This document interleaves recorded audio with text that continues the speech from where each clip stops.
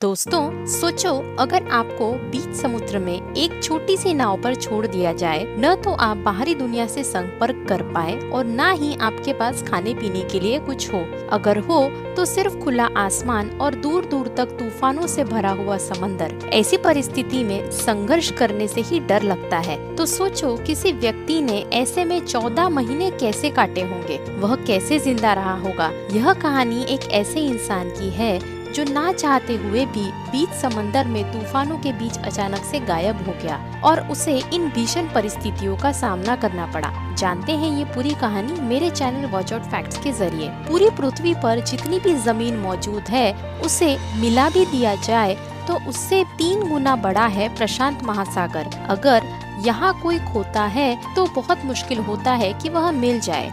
साथियों, यह कहानी है साल्वाडोर अल्वारेंगा की, जो मैक्सिको में रहने वाला एक मछुआरा था। वह रोज प्रशांत महासागर में मछलियां पकड़कर अपने परिवार का गुजारा करता था। रोज की तरह 17 नवंबर 2012 को वह अपने दोस्त कोर्डोबा के साथ मछलियां पकड़ने इस महासागर में गया। ये दोनों दोस्त जिस नाव में बैठकर मछलियां पकड़ने जा रहे थे वह 7 मीटर लंबी थी, जिस पर कोई छत नहीं थी और उस नाव को चलाने के लिए एक छोटी मोटर लगी हुई थी। समुद्र तट से देखने पर उन्हें इस बात का अंदाजा हो गया था कि तूफान आने ही वाला है, लेकिन मछलियां पकड़ना उनकी मजबूरी थी और इसी वजह से वे फिर भी समंदर में उतरे और रिस्क लेकर किनारे से 120 मीटर दूर आगे निकल गए। रात के करीब 1 बजे वह समुद्री तूफान की चपेट में आ गए। उन्होंने नाव में मछलियां पकड़ने वाले जाल वहीं काट दिए और नाव को किनारे की तरफ दौड़ाने लगे। 6 घंटे तक लगातार नाव को दौड़ाने के बाद वह किनारे से 24 किलोमीटर दूर थे,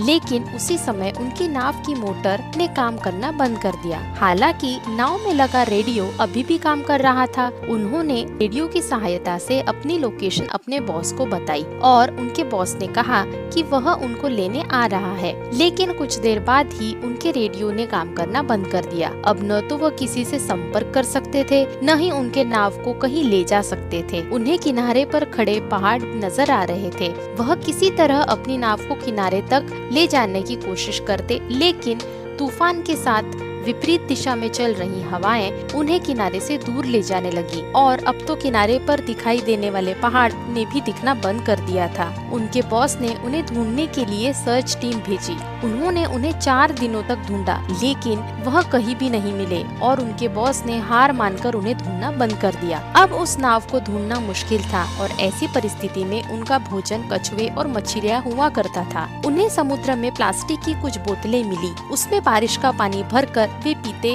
और जब बारिश न होती तो खुद का यूरिन और कछुओं का खून पी लिया करते थे, ताकि वो दोनों किसी तरह से खुद को जिंदा रख सके। समुद्र में उन्हें 4 महीने बीत गए और उन्हें कोई नहीं खोज पाया। साल्वाडोर अल्वारेंगा के दोस्त कोर्डोबा ने जीने की उम्मीद छोड़ दी और इस वजह से उसने खाना पीना भी बंद कर दिया। कुछ दिन बाद ही उसकी मृत्यु हो गई।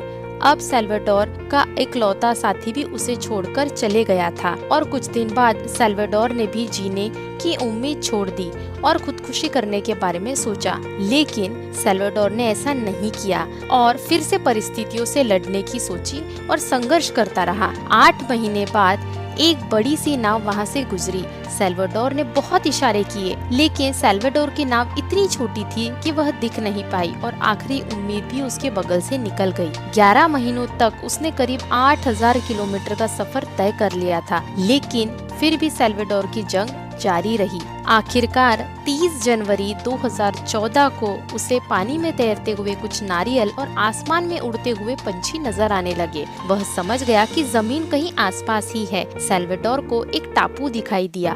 उस समय वह उसके लिए किसी स्वर्ग से कम नहीं था। उसने तुरंत ही नाव से छलांग लगाई और तैरकर उस टापू की ओर चला गया। 438 दिनों के बाद उसने जमीन पर पैर रखा था। उस टापू पर उसे एक घर दिखाई दिया और वहाँ पर 438 दिनों के बाद उसकी किसी इंसान से मुलाकात हुई।